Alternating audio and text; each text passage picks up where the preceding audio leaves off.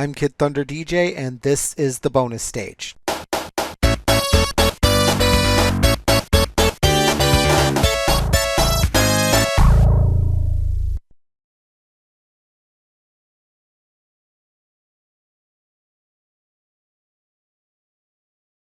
In this video, we're going to be talking about CM Punk. As many of you know, CM Punk is scheduled to face Mickey Gall on September 10th at UFC 203. This comes just over a year after Punk's signing following his release from his WWE contract, which came as a result of him walking out some 2 months before. Now, the point of this video isn't to break down how I think he's going to do in the fight, and unlike most people who have a problem with Punk, I'm not instantly rooting for him to lose. I'm more examining why I feel like Punk has shown himself to be the same sort of heel in real life he's portrayed in wrestling so well for so many years. And let's start with why and how he walked out. He walked out of the WWE right after the 2014 Royal Rumble. Now, on the Art of Wrestling podcast hosted by Colt Cabana, he cited numerous reasons, including Batista's return and his taking of the WrestleMania spot that many believe should have gone to Daniel Bryan, the formation of the Shield and being forced to have Roman Reigns, claims that Ryback was dangerous to work with, and a misdiagnosed staph infection that was missed by the WWE doctors. Now, all of this would seem like good reasons for someone to walk out of a job. Obviously, putting your body on the line every time you perform, you do expect a certain level of respect for your health and working environment. But there's something really strange about the Punk case. It had seemed like the WWE was content with letting him have some time off, letting him heal, and working with him again. In fact, when questioned about Punk's disappearance, Vince McMahon tried to write it off as him just being on sabbatical.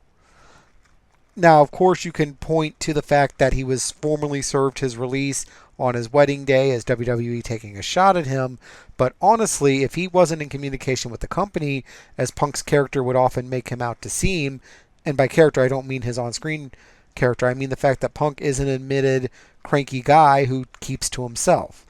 And given everything that was going on at the time, it is very likely the WWE were unaware of his wedding date. He's not a big Twitter guy. He wasn't blasting it all over social media. So it is entirely possible it was just coincidence.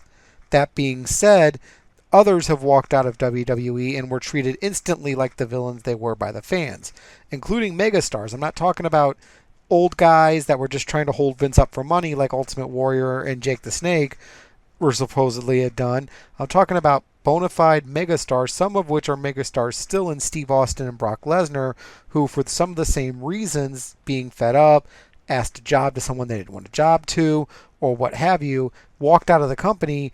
And in the case of Stone Cold, he was not only attacked by the fans for this, he was attacked by other wrestlers on air, with Triple H famously cutting a promo about Steve Austin taking his ball and going home, The Rock cutting a promo on him about some of the same things. It was really just one after another attack on Stone Cold. Lesnar was all but forgotten about and even sued by the WWE for trying to work in Japan, and yet both of them were able to come back and eventually work for the company again. Does this mean that it's possible for Punk to come back? I don't know. Much like when Macho Man left the WWE, there just feels like there's some sort of deeper-rooted hatred between these two groups, which does make it seem unlikely that no matter what happens with UFC, Punk's likely to never return to the WWE. That being said, the reason why I still feel Punk is a hypocrite is this. One of his biggest arguments was how stars were being used, and guys who were over or more talented were getting passed up for people with name value. Well, what bothered me about this is look at how he's entering UFC. He's the third from the main fight on the card. He's what we consider a poster fighter. You know, his picture is right there along with all of the other headliners for the show without ever having fought in an even amateur mixed martial arts fight before, stepping over hundreds if not thousands of hopefuls who have been training for years, have exhibition fights on their record, and could make a bigger impact with longer careers.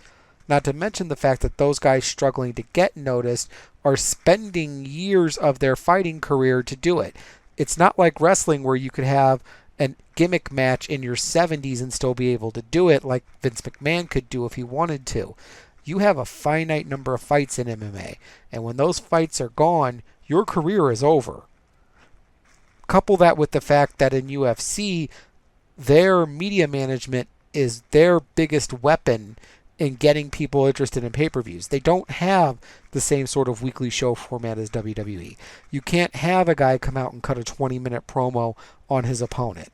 So to have someone like Punk, who in his media appearances since joining the UFC have not really gone well and have a lot of times shown him to be the same cantankerous person he portrayed in WWE, really isn't helping UFC's case. And yet somehow he still manages to have a large fan base. It's far more divided now than it was before, but anytime any group like What Culture or No DQ post anything about Punk, the comments are about 50-50 on, oh, I miss him and I want him to come back, to I hate him and he should stay gone. And to be fair, when I mentioned Lesnar and Austin earlier, I'm sure it was the same way for them, but again, it just felt like the more vocal fans were against them. And the same vocal fans really aren't against Punk. Whenever boring wrestling happens, whenever, they are in Chicago, whenever they miss him, CM Punk chants start up all the time. People would love to see him come back, and his return would be huge. So we have everything he said on the Art of Wrestling podcast, and as a result, there starts the actual war, so to speak, between him and WWE in the form of lawsuits for royalties over the last video game that he was in, and a lawsuit against WWE's doctors for a staph infection. And on the WWE side, you have them taking shots at him by interviews when the crowd would start chanting CM Punk, and I believe one of the Authority members saying, why would you chant for someone who left you?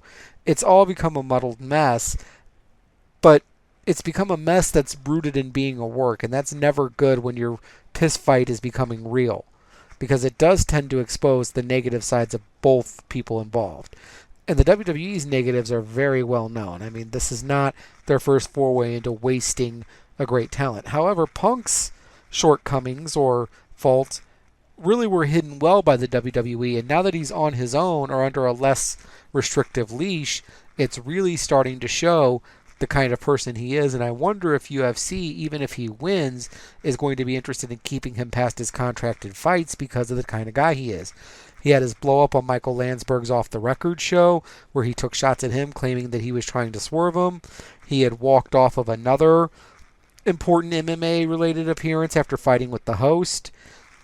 And all of this serves to show an arrogance about him and a fact that he thinks he knows what his time is worth as an MMA fighter when he has nothing to back it up. He can't point to 1,000, amateur wins or whatever and say that he's got the skills.